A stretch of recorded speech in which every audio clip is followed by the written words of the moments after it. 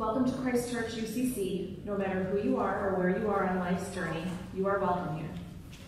Let's give a round of applause to everyone with birthdays or anniversaries last week or this week. On the 6th was Hannah Fujisaki. On the 7th, Bruce Chappett. On the 13th, Peggy Wada and Josh Kelso.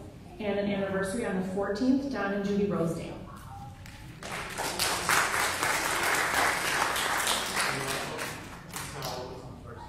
Giselle's birthday was also on Thursday.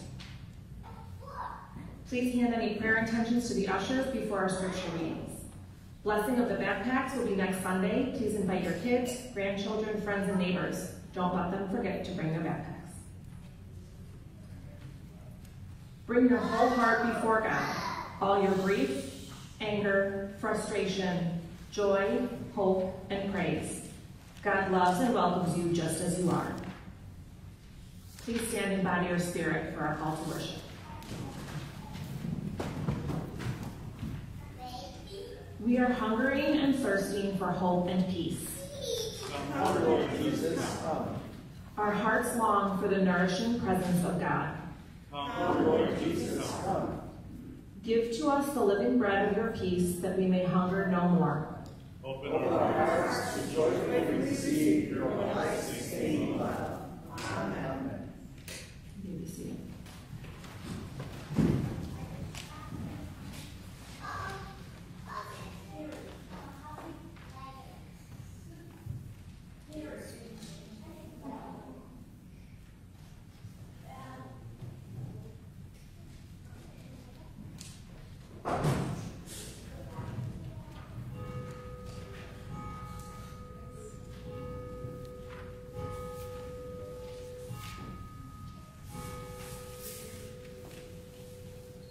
Good morning. Good morning. Let us pray. O bread of heaven, come down. Come down and fill us with your spirit, for your spirit satisfies like no other.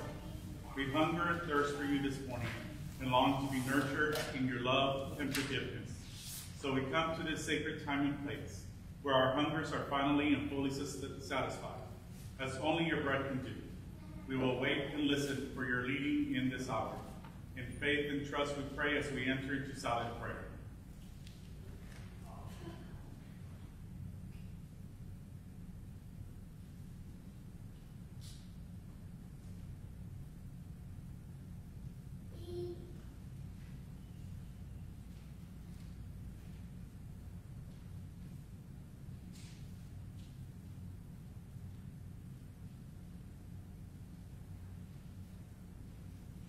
Amen.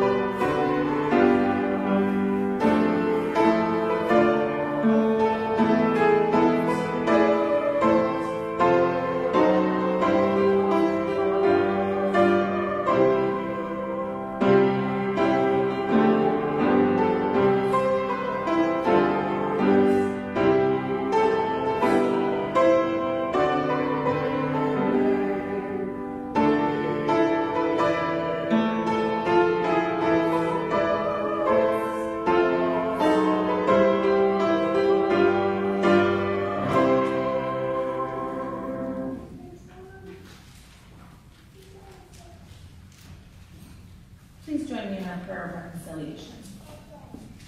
O God of compassion, if you kept a record of our sins, who could stand? We come before you with our brokenness and our wounds for all to see. We bring our anger, our bitterness, our unwholesome talk, and our deceitfulness. We try to do good, but sometimes fail. We choose to do evil and sometimes succeed. Keep your promise to forgive us when we confess to you completely.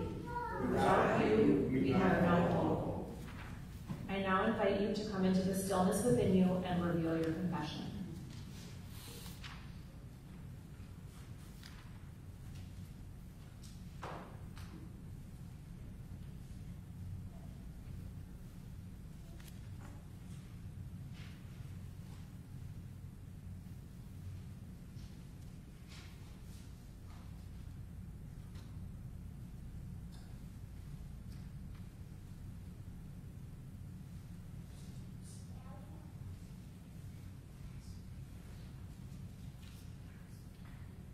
If we confess our sins, God is faithful and will forgive us. God provides freely in the bread of heaven all the mercy we need for life everlasting.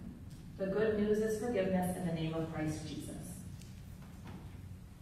We are not far from the realm of God.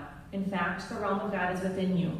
Extend to those near you evidence of the realm in your greetings of peace and love. I now invite you to stand in body or spirit and share a sign of peace by shaking hands, hugs, or waving to each other.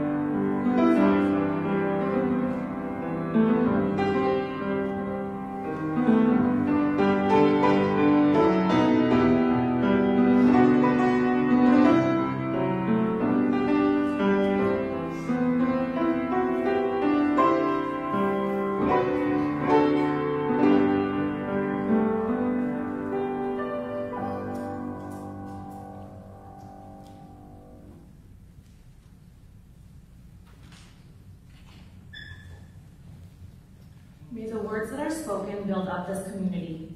May the ears that hear receive the good news of God's grace. And may the Holy Spirit move us to action so that our community may be filled with love and healing. Amen.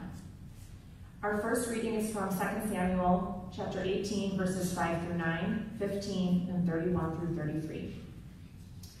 The king ordered Joab and Abishai and Ittai, saying, "Deal gently for my sake with the young man Absalom. And all the people heard when the king gave orders to all the commanders concerning Absalom. So the army went out into the fields against Israel, and the battle was fought in the forest of Ephraim. The men of Israel were defeated there by the servants of David, and the slaughter there was great on that day, 20,000 men. The battle spread over the face of all the country, and the forest claimed more victims that day than the sword. Absalom happened to meet the servants of David. Absalom was riding on his mule, and the mule went under the thick branches of a great oak. His head caught fast in the oak, and he was left hanging between heaven and earth, while the mule that was under him went on. And 10 young men, Joab's armor-bearers, surrounded Absalom and struck him and killed him. Then the Cushite came, and the Cushite said, "Good tidings for my lord the king, for the Lord has vindicated you this day, delivering you from the power of all who rose up against you." The king said to the Cushite, "Is it well with the young man Absalom?" The Cushite answered, "May the enemies of my lord the king and all who rise up to do you harm be like that young man." The king was deeply moved and went up to the chamber over the gate and wept. And as he went, he said, "Oh, my son Absalom, my son Absalom, would I had died instead of you, O Absalom, my son, my son." The inspired word of God. Thanks be to God. Amen. Our second reading is from Ephesians chapter 4, verses 25 through chapter 5, verse 2. "So then, putting away falsehood, let each of you speak the truth with your neighbor, for we are members of one another. Be angry, but do not sin. Do not let the sun go down on your anger, and do not make room for the devil. Those who steal must give up stealing. Rather, let them labor, doing good work with their own hands, so as to have something to share with the needy. Let no evil talk come out of your mouths, but only what is good for building up, as there is need, so that your words may give grace to those who hear. And do not grieve the Holy Spirit of God, with which you were marked with a seal for the day of redemption. Put away from you all bitterness and wrath and anger and wrangling and slander, together with all malice. Be kind to one another, tender-hearted, forgiving one another, as God in Christ has forgiven you. Therefore be imitators of God as beloved children, and walk in love, as Christ loved us and gave himself up for us, a fragrant offering and sacrifice to God." The inspired word of God. Thanks be to God. Amen. Please stand for our gospel reading according to John chapter 6, verse 35 and 41 through 51. Jesus said to them, "I am the bread of life.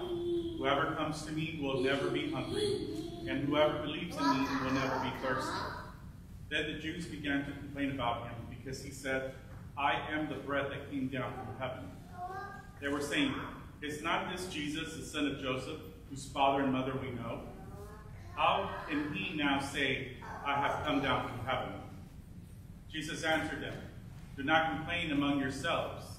No one can come to me unless drawn by the Father who sent me, and I will raise that person up on the last day.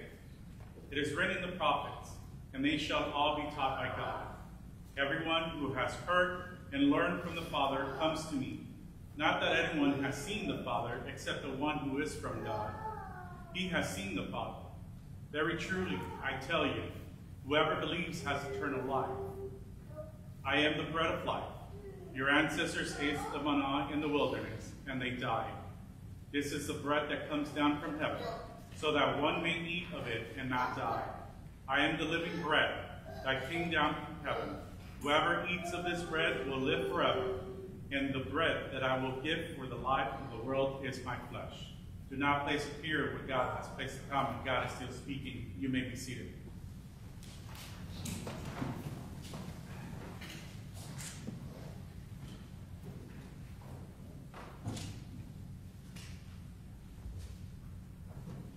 Narrative that unfolds in John 6 with a miraculous and mundane scene, Jesus feeding 5,000 with 5 loaves and 2 fish.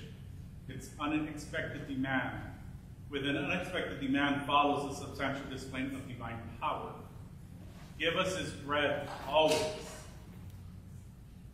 Having witnessed a supernatural act, the crowd reduces their spiritual hunger to a physical craving. Yet Jesus, the master storyteller, and divine physician, redirects our focus. He offers no more bread, but himself, the bread of life. Imagine, that's almost like if someone's offering you a ride and you say, well, can I drive instead? Beneath the surface of our lives, a deep-seated hunger persists. It is yearning for meaning, purpose, and connection. We seek to fill this void with possessions, achievements, relationships, and experiences. Ultimately, these are like crumbs compared to the bread of life. The crowd's demand for bread echoed this universal human cry, a testament to our inextinguishable desire for fulfillment. Consider the contemporary world we live in today, flooded with images of abundance and affluence. Rates of depression, anxiety, and loneliness are on the rise. This paradox demonstrates the depth between material pleasure and the soul's deepest yearning. Jesus' declaration, "I am the bread of life," is a seismic shift in perspective. He offers not a quick fix, but a transformative sustenance. Just as physical bread nourishes the body, Jesus nourishes the soul. He is the living Word, the eternal source of life and truth. In a world overpowered by fast food and instant gratification, Jesus invites us to slow down and savor the bread of life.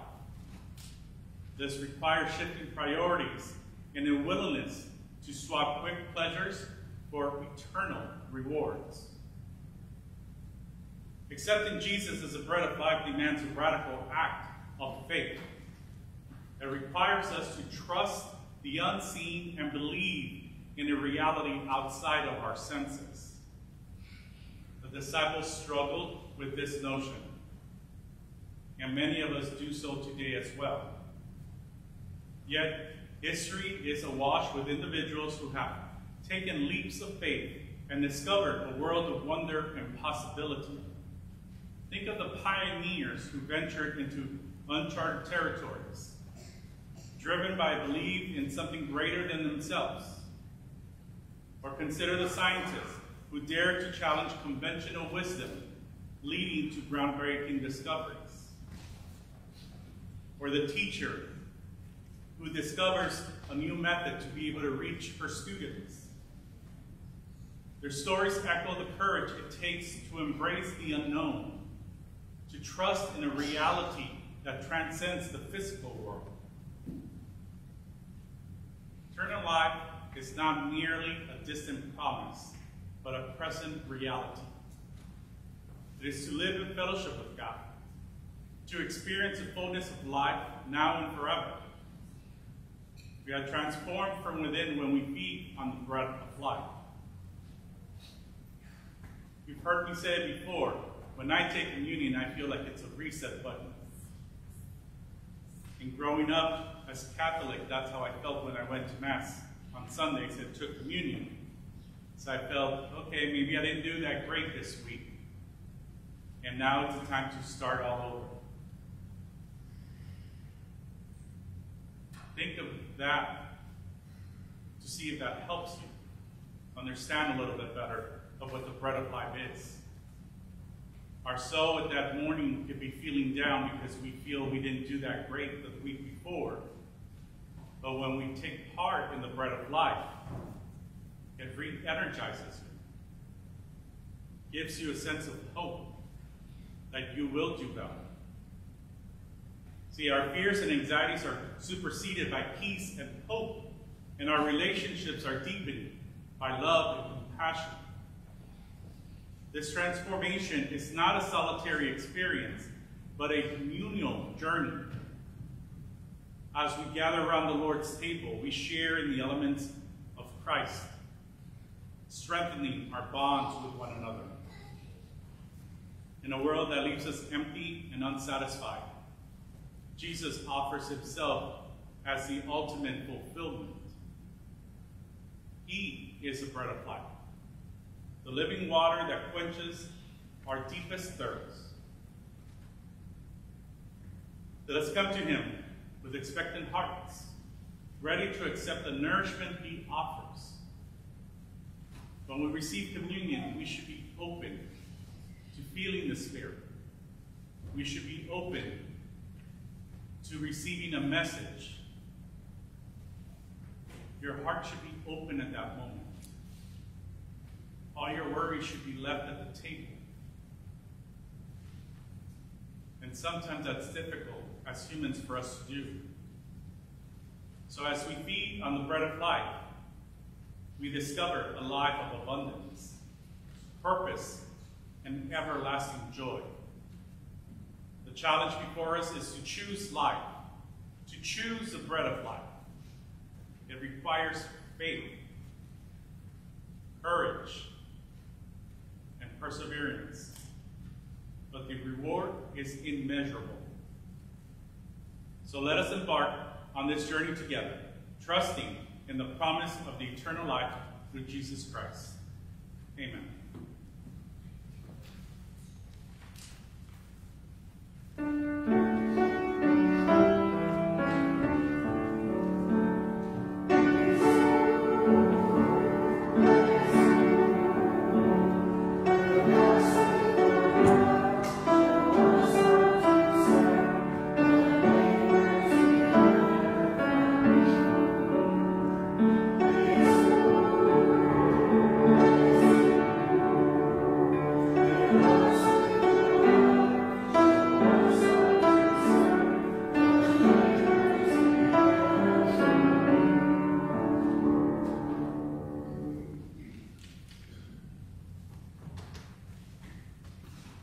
Please join me in the new creed. We believe in God, who has created and is creating, who has come in the true man Jesus to reconcile and make new, who works in us and others by his Spirit. We trust him. He calls us to be his church, to celebrate his presence, to love and serve others, to seek justice and resist evil, to proclaim Jesus crucified and risen, our judge and our hope. In life, in death, in life beyond death, God is with us. We are not alone. Thanks be to God. Please stand in body or spirit.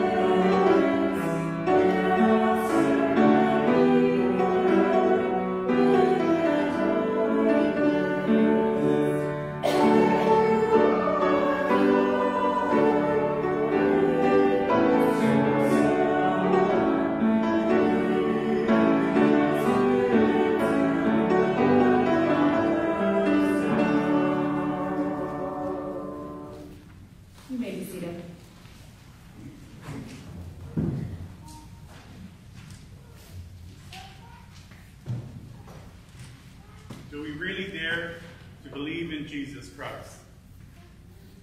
That is a question that often goes unspoken, but does rest in our hearts. Lord, help us in our unbelief. Help us to believe courageously, enough to accept the love that you have for us and the power you have to forgive and heal our hearts. We live in a time of great hostility, fear, and strife. It is easy for us to succumb to the terrors and forget that you are with us at all times, seeking peace and hope.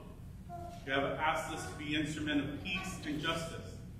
To do this, we need to change our attitudes and practices to reflect your love and compassion, and not be vehicles for our greed or need for approval. Jesus, the bread of life, has taught us the importance of serving others, and in the service we will do honor to you. Create us in hearts that are eager to serve and witness to your love. Open our lives this day and pour your healing mercies into them, that we may be messengers of hope to all whom we meet. We pray this in the name of Jesus Christ, who lives and reigns with you in the Holy Spirit, one God, now and forever, as we continue to pray, saying, Our Father, who art in heaven, hallowed be thy name. Thy kingdom come, thy will be done, on earth as it is in heaven. Give us this day our daily bread, and forgive us our debts as we forgive our debtors. And lead us not into temptation, but deliver us from evil. For thine is the kingdom, and the power, and the glory forever. Amen. Freely we have received, thus we freely give. Grace upon grace. Let us express our love and appreciation to God by extending the grace and mercy of God to a hungry world.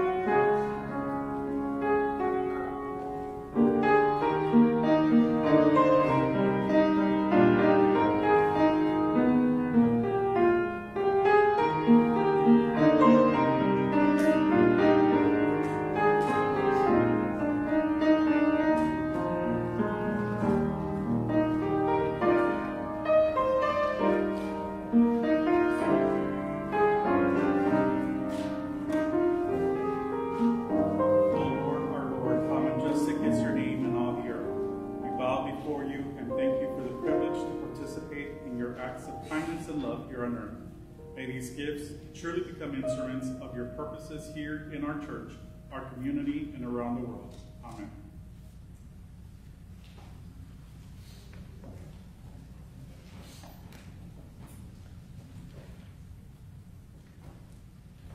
Please stand in body or spirit for our benediction and remain standing for our final hymn. Having been filled by the bread of life, Jesus Christ, go forth into the world where hunger and thirst persist. Bring the healing, life-sustaining, nourishing word of God and the peace and love of Jesus Christ.